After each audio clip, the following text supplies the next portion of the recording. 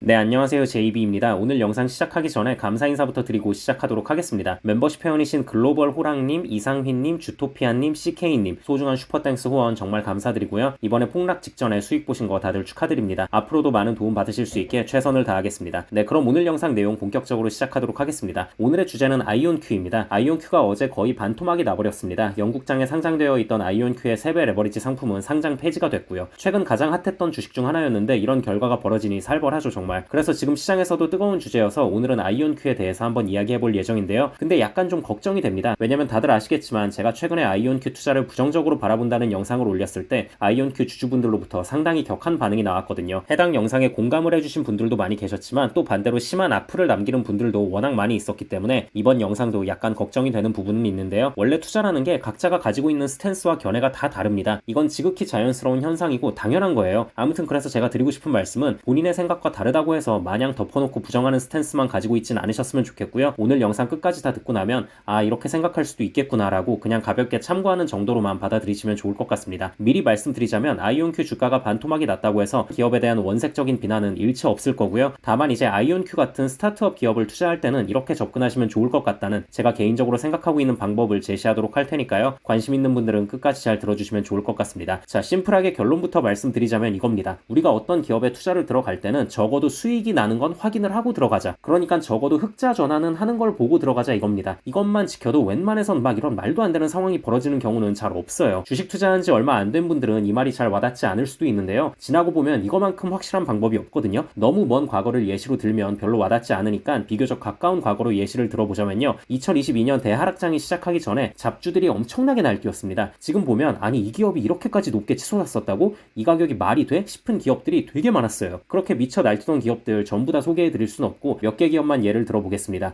일단 니콜라 차트 화면에 띄워보겠습니다. 자, 보이시죠? 니콜라는 지금 액면 병합을 엄청 해대서 겨우 상장 폐지만 면하고 있는 상황인데요. 현재 주가 기준으로 2020년 6월 9일 최고가가 2,819달러, 원화로 환산하면 412만원입니다. 야, 412만원. 그럼 지금 얼마냐? 어제 종가 기준으로 1.2달러, 원화로 1,750원 나오네요. 무려 412만원까지 올랐던 주식이 1,750원까지 떨어진 겁니다. 근데 더 무서운 건 지금 1달러 겨우겨우 지키고 있는 것도 언제까지 지켜질지는 몰라요. 조만간 1달러조차 깨질 수도 있습니다. 자, 그리고 또 이런 얘기하면 또 빼놓을 수 없는 기업 루시드. 루시드는 니콜라만큼 상황이 암울하진 않지만 여기도 난리 난 건 마찬가지인데요. 최고 주가가 2021년 11월 17일 기준 57.75달러였습니다. 원화로 환산하면 84,000원. 자, 그런데 지금 주가가 얼마죠? 어제 종가 기준 2.98달러, 원화로 4,300원 정도네요. 84,000원까지 갔던 주식이 4,300원이 된 겁니다. 이거 말고도 이런 식으로 박살난 기업들이 정말 많습니다. 여러분, 미래 전망이 좋아 보여서 스타트업에 투자하고 이런 거 다 좋습니다. 그리고 때로는 투자 판단이 잘못돼서 돈을 좀 날릴 수도 있죠. 상장 폐지를 경험할 수도 있는 거고요. 그런데 적어도 흑자 전환하는 거는 보고 들어가자는 겁니다. 그럼 이렇게 400만원까지 갔던 주식이 1,000원대로 떨어지고 이런 말도 안 되는 상황을 경험할 확률은 매우 낮아집니다. 아무튼 제가 이런 말도 안 되는 주가에 머물러 있는 주식들에 대해 다소 부정적인 입장을 밝히는 영상을 올리면 매번 이런 소리가 나와요. 나보고 공부 좀 더 하래. 넌 뭐 아무것도 모르고 떠든대. 제가 몇 년 전에 미국 주식 유튜브 갓 시작한 초창기에 니콜라 같은 기업에 투자하지 말자는 영상 꽤 많이 올렸었거든요. 지금은 해당 영상들을 다 비공개 처리하긴 했습니다만 아무튼 그때도 저보고 한심하다면서 아무것도 모른다면서 헛소리하지 말라는 댓글들 정말 많이 달렸었습니다. 이제 와서 생각해보면 참 안타까운 부분이죠. 그리고 여러분, 가장 중요한 게요. 흑자 전환하는 거 보고 주식 매수에 들어가도 결코 늦지 않습니다. 테슬라가 흑자 전환한 게